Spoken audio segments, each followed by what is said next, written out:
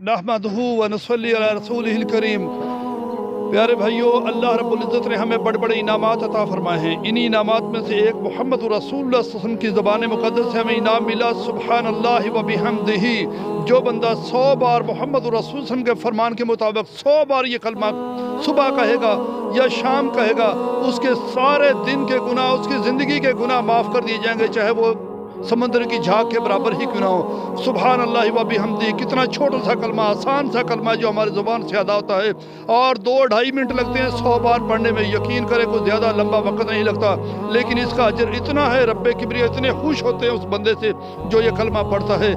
अगर उसके गुनाह समुद्र के झाग के बराबर भी हैं तो माफ़ कर दिए जाते हैं, क्योंकि मेरा रब फरमाता है कुरान पाक में, या इबादियल्लज़ीना असरफू अला अनफुसिहिम ला तक़नतू मिन रहमतिल्लाह। ऐ मेरे वो बंदो जिन्होंने अपनी जानों पर बहुत जुल्म किया, ला तक़नतू मिन रहमतिल्लाह।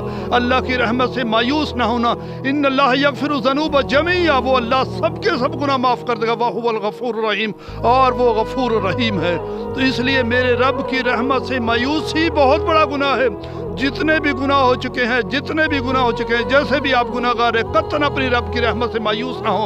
या इबादियल्लज़ीना असरफू अला अनफुसिहिम ला तक़नतू मिन रहमतिल्लाह। अल्लाह की रहमत से मायूसी गुनाह है। अल्लाह के दर पे आ जाओ, अल्लाह का जिक्र करो, अल्लाह के जिक्र को अपना लो, इंशाअल्लाह रहमान अल्लाह सब गुनाह माफ़ फरमा देगा।